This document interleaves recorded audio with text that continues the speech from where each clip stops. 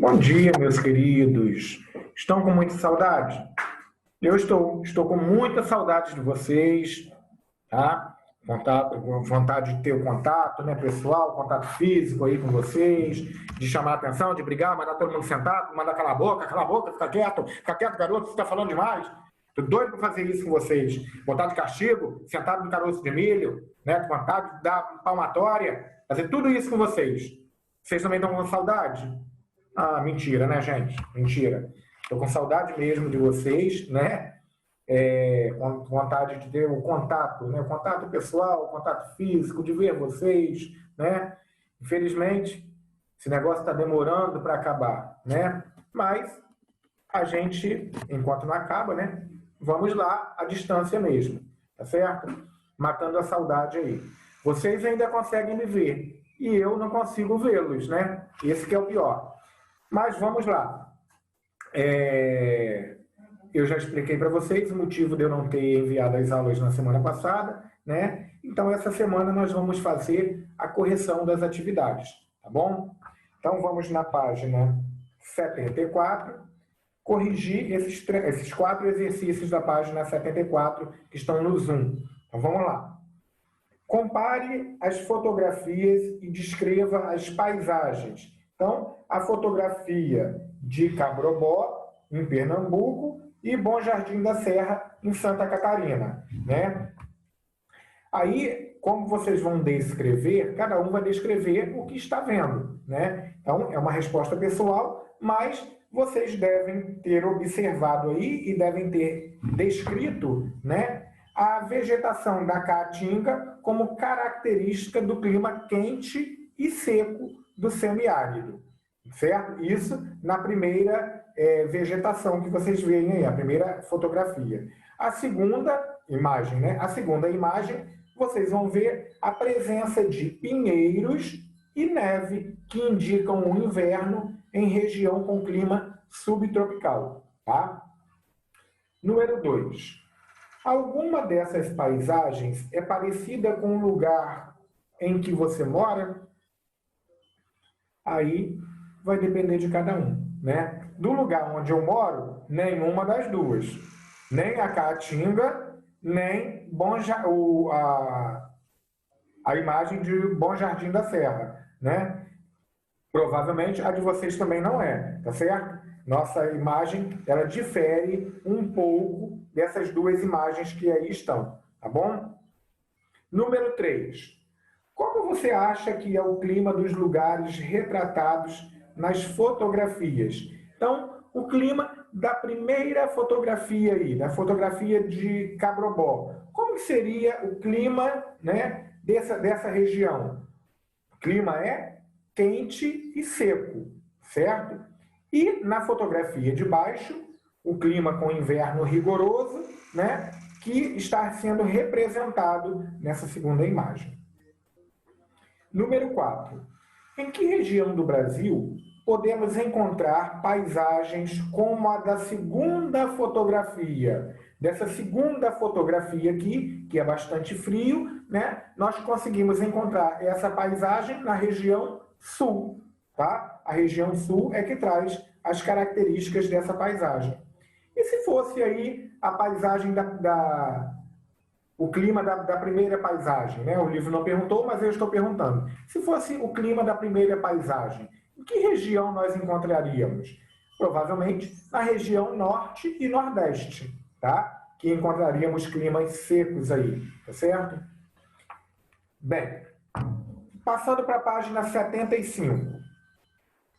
Qual a importância das unidades de conservação? Então, as unidades de conservação, elas são importantes porque protegem e asseguram o patrimônio biológico existente no Brasil, tá? 2. Em que região brasileira se concentra a maioria das unidades de conservação? E por quê? Então, a maioria das unidades de conservação estão na região norte, em virtude do bioma amazônico, né? A nossa floresta amazônica, tá? 3. O que você sabe Desculpe. Você sabe se existem unidades de conservação em seu estado? Pesquise e indique quais são os tipos. Se vocês pesquisaram, né, vocês vão ter feito aí a descoberta das unidades de conservação no estado do Rio de Janeiro. Um momento, para pegar o celular.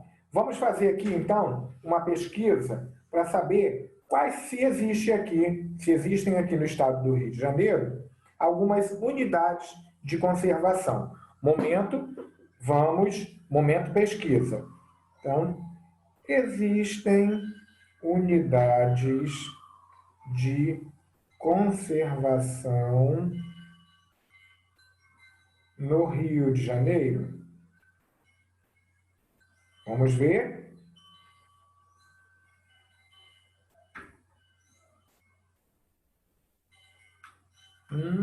Olha só.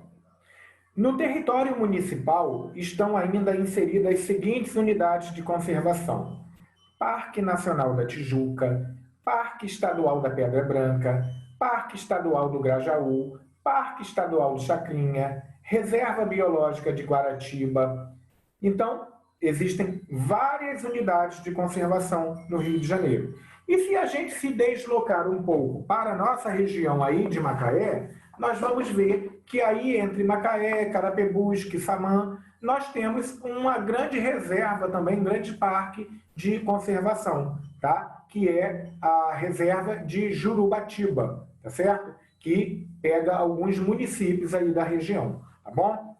Então, existe sim, né, unidades de conservação no nosso estado, tá bom? Vamos passar para o próximo exercício.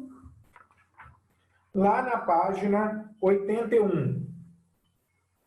Então, vocês leram aí, de olho no legado, viram a Mata Atlântica e, né, o Cerrado, e agora vamos responder. Converse com os colegas sobre o tema apresentado.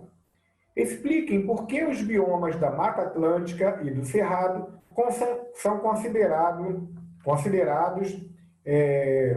holistops e reflitam sobre as consequências socioambientais da retração desses biomas. Então, existem, né, outros hotspots no mundo, tá? Hotspots no mundo, tá certo? Vocês podem fazer aí uma pesquisa em relação a esses hotspots num site que eu vou passar para vocês. Se vocês quiserem anotar, é o www.conservation.org.br, tá? E aí vocês podem fazer essa pesquisa que está na página 81, tá certo? Para responder aí, tá?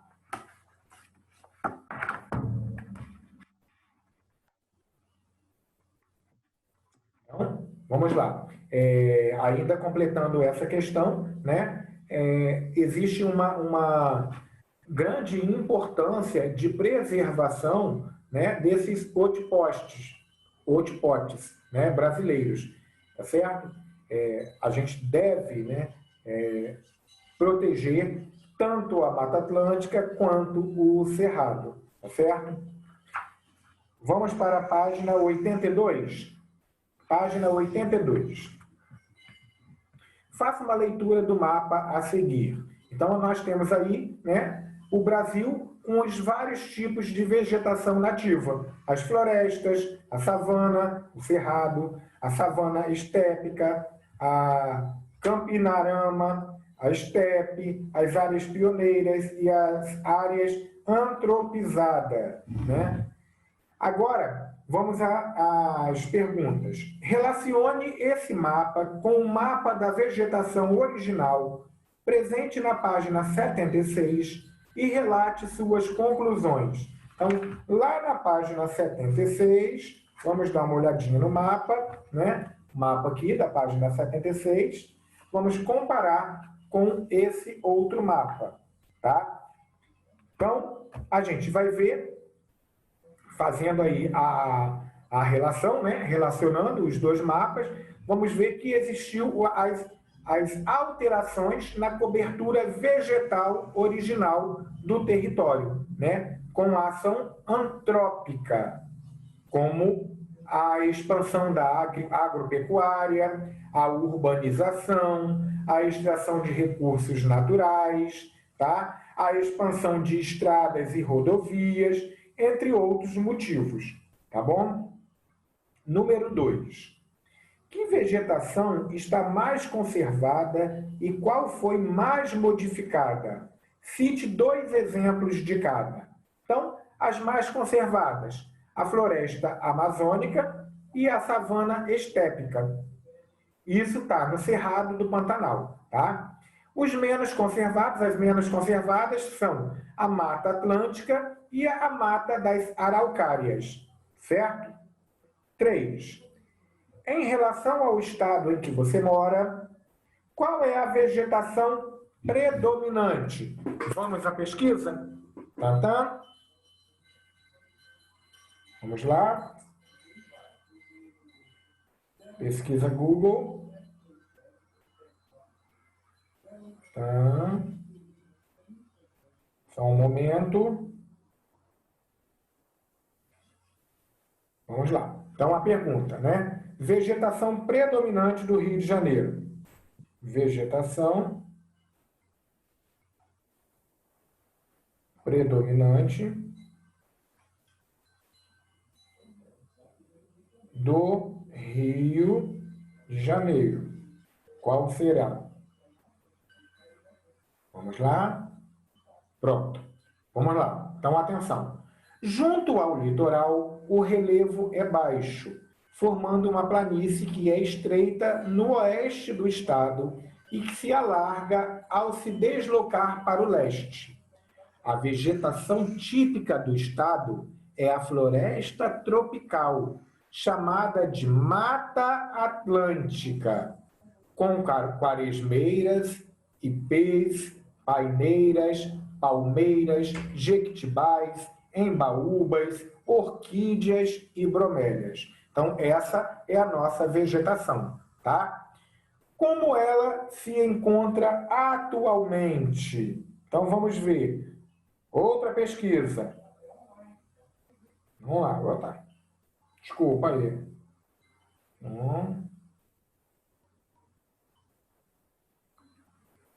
Como se encontra a vegetação do Rio de Janeiro atualmente? Vamos lá? Então vamos. Originalmente, a vegetação predominante na área, que hoje pertence ao estado do Rio de Janeiro, era composta pela floresta tropical, chamada de Mata Atlântica, composta por uma grande variedade de espécies, como quaresmeiras, como eu já falei antes, né? E hoje? Não achei aqui a resposta, peraí.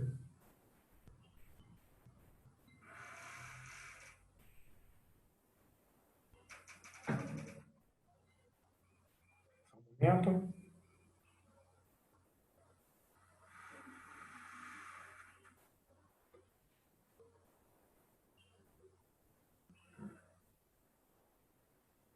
Ah, tá.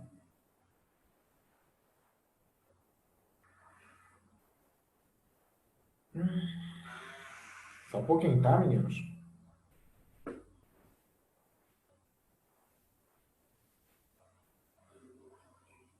Olha.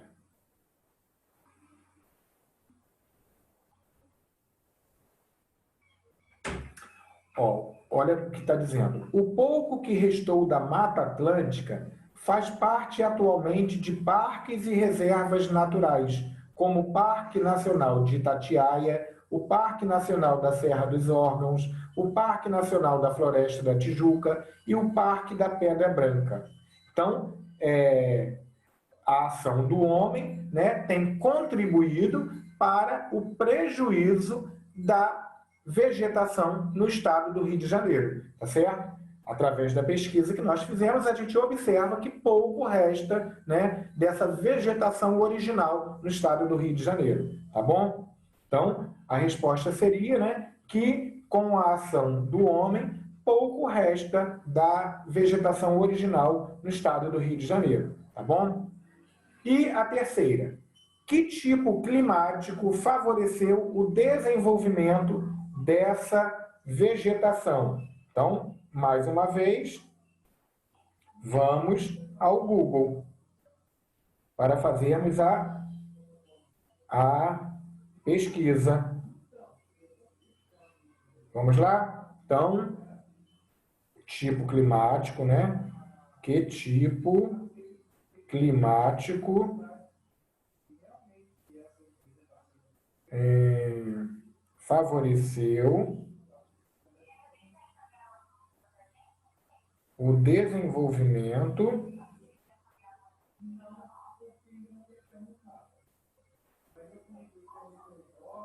da vegetação do Rio de Janeiro. Vamos lá. Então, olha.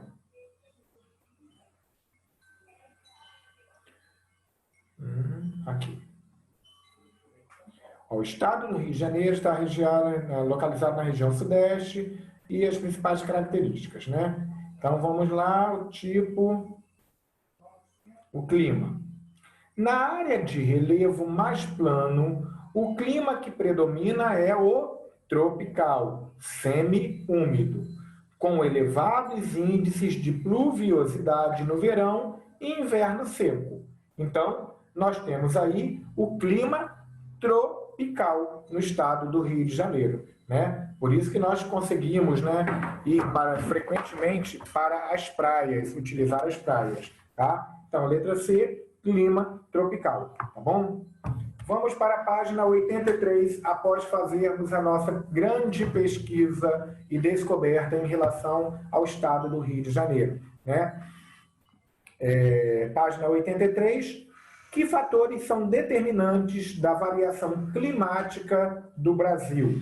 Então, a gente tem aí, os fatores são a diversidade climática do país, ela é determinada pela combinação dos efeitos de latitude com longitude do relevo.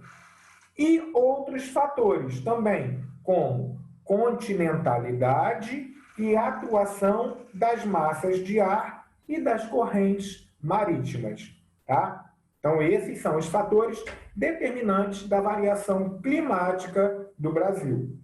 Número 2.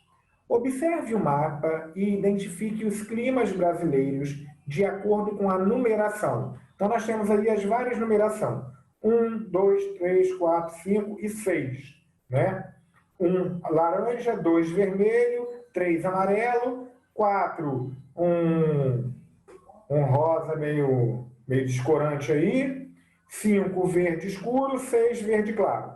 Então, vamos lá. Número 1 é o clima tropical. Número 2, equatorial. Número 3, semiárido. 4, tropical atlântico. 5, tropical de altitude. E o 6, subtropical. Número 3. Que condições climáticas favorecem o baixo nível de água da maioria dos rios nordestinos? Comente. Então, as condições climáticas, né, que favorecem aí o baixo nível de água na maioria dos rios do Nordeste são a presença do clima semiárido, tá? Com chuvas irregulares, tá certo? Isso faz com que, então, o nível de água da maioria dos rios nordestinos, né, sejam baixos, tá? Número 4. Com base na fotografia e no climograma a seguir, explique as características naturais do lugar quanto a relevo, hidrografia e clima. Então, observando aí essa fotografia, né, vamos explicar as características naturais deste lugar quanto ao relevo, à hidrografia e ao clima. Tá? Então, a gente percebe que aí nessa gravura prevalecem baixas altitudes, né? A gente não vê aí montanhas, morros, serras, então baixas altitudes em relação ao relevo, né? Entre os muitos rios da região, destaca-se o rio Amazonas, porque nós estamos falando aqui de uma vista aérea da floresta amazônica no Rio Branco. É só a gente ler a legenda aí que a gente vai saber de onde se trata essa fotografia, tá? Então, é uma vista aérea da floresta amazônica. Na floresta amazônica, então, nós temos, né, entre os muitos rios, o principal dele, que é o rio Amazonas. É o maior e mais volumoso rio do mundo, tá certo? E o clima predominante dessa região é o equatorial, quente e úmido. Beleza? Número 5. As ilustrações a seguir apresentam diferentes tipos de vegetação que se desenvolvem no Brasil. Identifique e caracterize cada uma dessas formações vegetais. Então, nós temos 3 formações vegetais aí nas fotografias abaixo, né? A gente tem aí a árvore que representa a mata de araucárias, na primeira fotografia, né? É o pinheiro do Paraná, tá? Essa floresta é muito devastada por empresas madeireiras e atualmente está reduzida a cerca de 10% da área original. A segunda fotografia que nós temos trata-se da Mata Atlântica, tá? A Mata Atlântica ela é uma exuberante floresta que recobria extensas áreas próximas ao litoral do Rio Grande do Norte ao Rio Grande do Sul. Foi muito devastada devido à exploração madeireira e à urbanização.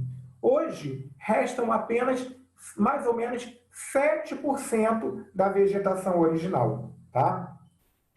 E a última paisagem que nós vemos aí é a vegetação dos campos, né? Ela é composta de gramíneas, arbustos e pequenas árvores, isoladas, obviamente. Vem sendo destruída pela prática da agricultura, especialmente pela implantação das lavouras de soja. Tá bom? Bem, meninas, então nós não ficamos por aqui, porque ainda temos a página 84 e 85 para fazermos, né? Então vamos à página 84. Leia o texto e responda às questões. Atualmente, grande parte do território do Brasil encontra-se fortemente modificada pelas atividades humanas desenvolvidas nos últimos anos, com destaque para os planaltos e depressões, que apresentam relevos planos e pouco inclinados, e, preferencialmente, solos favoráveis à mecanização agrícola. Os terrenos montanhosos apresentam baixa ocupação rural em razão das dificuldades que o relevo oferece ao uso das terras. Então, agora as perguntas. O que é relevo? Então, relevo são as formas da superfície terrestre, né? Letra B. Segundo o geógrafo, quais são as formas de relevo predominantes no Brasil? Então, a gente tem aí, aqui no Brasil, né, os planaltos, as planícies e as depressões. Letra C.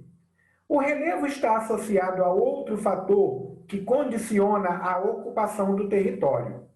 Que exemplo de fator temos no texto? A gente tem aí no texto, por exemplo, o fator, né, o tipo de solo, tá?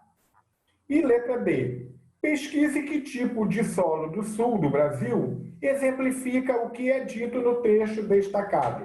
Então, no sul do Brasil, nós temos o solo argiloso, conhecido como terra roxa, encontrada especialmente no norte do estado do Paraná. né? Por isso que aquela terra, ela é uma terra avermelhada. Quem já viajou, né, para o Paraguai, que fica ali no Paraná, próximo ali, né, a Foz do Iguaçu, é ao lado do Paraguai, vê que aquela terra é uma terra bem avermelhada, ela é uma terra roxa, tá? Se chama de terra roxa. Número 2. É importante entender o relevo com base nos processos que criam suas formas. Desde o início de sua formação, há milhões de anos, a superfície terrestre vem sofrendo constantes transformações em virtude da ação de forças internas e externas. Só um momentinho aqui, meninos. Só um momentinho. Abre lá a boca do João. Desculpem, gente. É porque chamaram ali no portão, tá? Aí eu fui ali atender. Vamos voltar aqui. Então, voltando à pergunta. É importante entender o relevo com base nos processos em que criam suas formas.